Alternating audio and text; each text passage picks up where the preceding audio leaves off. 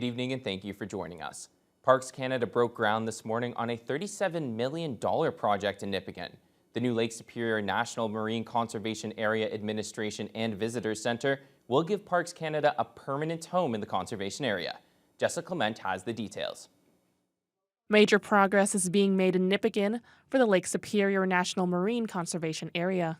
The federal government awarded a $37 million contract to construct an administration and visitor centre back in January, and Parks Canada, along with Thunder Bay Superior North MP Patty Haidu and Nipigon Mayor Suzanne Kuko, broke ground on Saturday to celebrate the start of construction.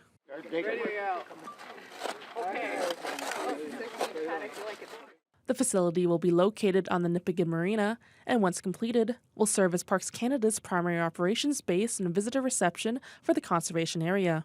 Parks Canada representative Garth Grunerud says the NMCA was announced over 10 years ago and employees have been working out temporary accommodations. This will provide a permanent home for Parks Canada in the region of the Lake Superior National Marine Conservation Area, which is basically from on land, Nipigon to Terrace Bay.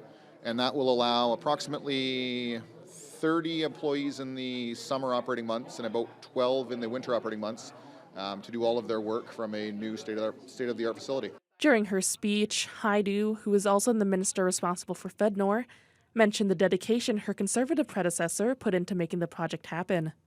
She says protecting the Great Lakes is something everyone should agree on. The lake has had a very challenging history with industry for generations discharging into the lake. There are still many areas of the lake that are polluted or at risk of being polluted, and so conservation areas like this play a really important role in not just protecting the lake but educating people about the importance of protecting that lake, and that should be a nonpartisan issue. I think we all want to see our natural environment continue to be healthy, continue to be beautiful, and continue to be there for the next generations. Kuko says she's excited for the opportunities the facility will bring to the townships along the Lake Superior NMCA. It's extremely beneficial for not only Nipigon, but for the entire region. Our industries have gone down, obviously, in the past 15 to 20 years. The forestry industry, our mill burning down, the Red Rock mill closing, Terrace Bay mill closing. We really have to diversify our economies, and tourism is a big part of that. The new centre should take roughly 2 years to complete, and if all goes according to plan, can be expected to open early 2026. Jessica Clement, TBT News. An alliance of Northwestern Ontario First Nations were in Thunder Bay this week, protesting the possible nuclear waste site in the Ignace-Wabigoon area. The Nuclear Waste Management Organization is considering that site and says First Nations will be consulted. Because right now we don't actually have a site, right? It's all just a potential site, proposed site. So really, once we are firm that we are indeed coming to the Northwest, that's when the entire Northern voice becomes all the more important.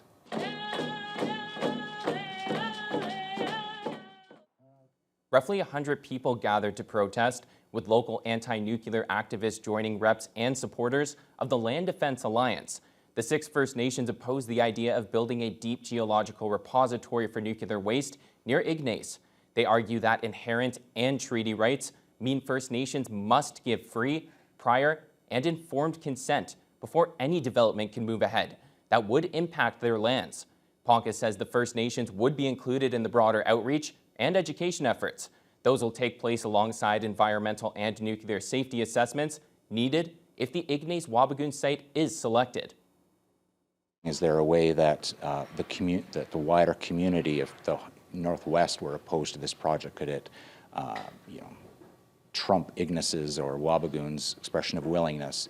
And really that would be up to the regulators when the time comes. As I said, there's that 10-year regulatory process, and it is important to have regional support, right? This is a project that would benefit not only Ignace and Wabigoon, but would bring billions of dollars to the Northwest.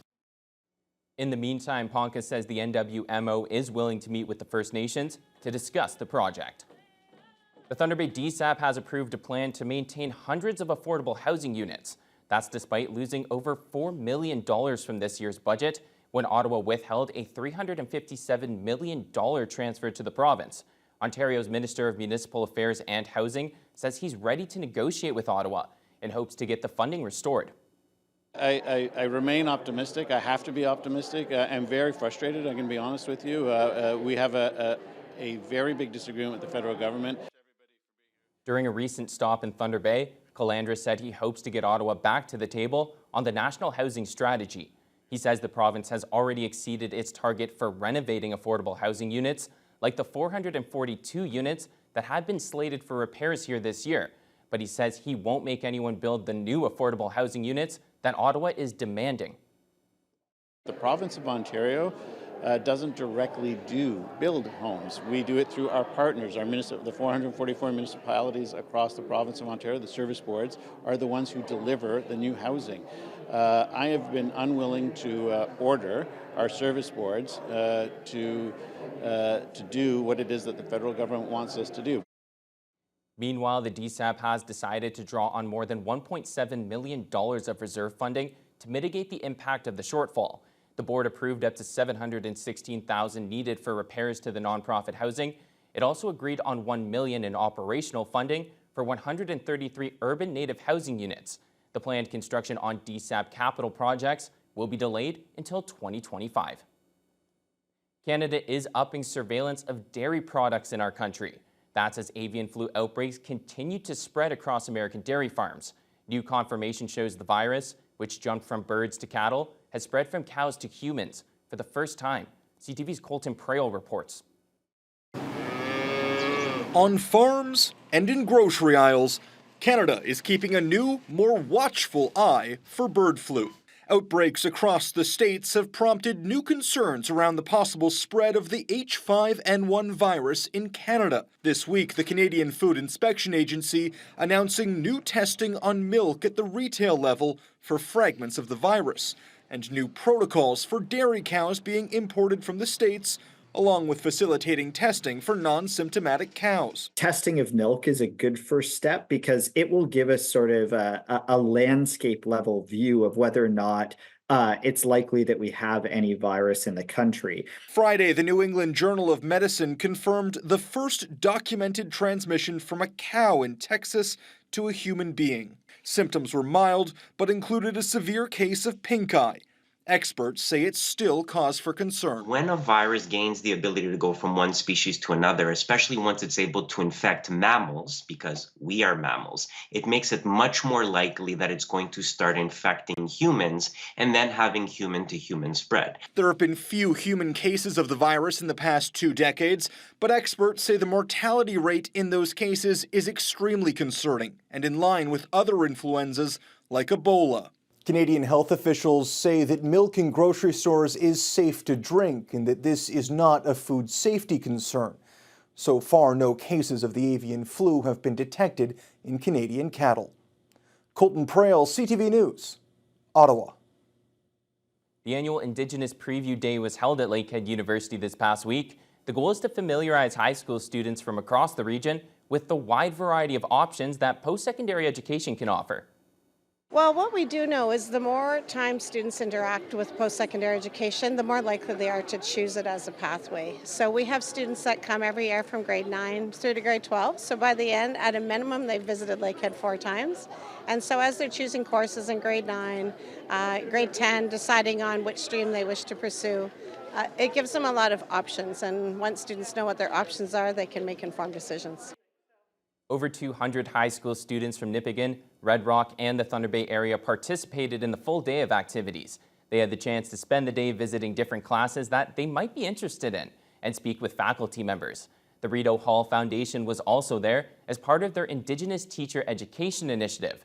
They're hoping to inspire Indigenous youth to consider teaching as a career and increase representation within that field. Officials say education role models can make a huge difference for the youth of the future. Education is such an important piece in Canada, especially with the Truth and Reconciliation and the horrendous acts that have been done to First Nations, Métis, Inuit people across Canada. And so we're looking at ways that we can support Indigenous people to pursue teaching as a career pathway. Non-graduating students are welcome to participate in the event again next year to continue exploring university options and become more comfortable with the Lakehead campus. Nearly 2,000 rubber ducks were dropped into the Kaministiquia River this afternoon, all for a good cause. Hosted by Our Kids Count and the Cam River Fighting Walleye, the ultimate duck race raised thousands of dollars for local youth. Crowds cheered on as the paddling of ducks made their way quickly down the river. It was a close race, but one lucky duck was able to get ahead, crossing the finish line first and winning the owner $10,000. Another $10,000 was split between the second through fourth place finishers. The event raised around $20,000 for Our Kids Count. Executive Director Jackie Knuff says it was amazing to see so much support for the inaugural event. It was super fun, just to see everybody come out. We love doing family events, and this was definitely a family event to come out and cheer on the Ducks and to be able to be here today, free admission for families and all kinds of fun activities. So I think it's fun just bringing new things to the community, and this year we were just excited to try the duck race, and so far it was a success. For us, it's important because we really like the kids helping kids. Our junior hockey players are moving throughout their hockey career, and we're helping them grow and succeed. So it's nice for us to be able to give back to the community and help Our Kids Count assist families grow and succeed as well. With the success of the duck race, organizers are looking at hosting it again next spring. And we're now joined by sports anchor Josh Marano. Josh, it's Game 7 tonight. We've seen this time and time again. Is this the time that they don't quack under the pressure? Oh, terrible. But maybe. It could potentially be. I don't know. An option. But some big news coming out on the roster front for the Maple Leafs. Some good and some bad. We'll have that for you when we come back.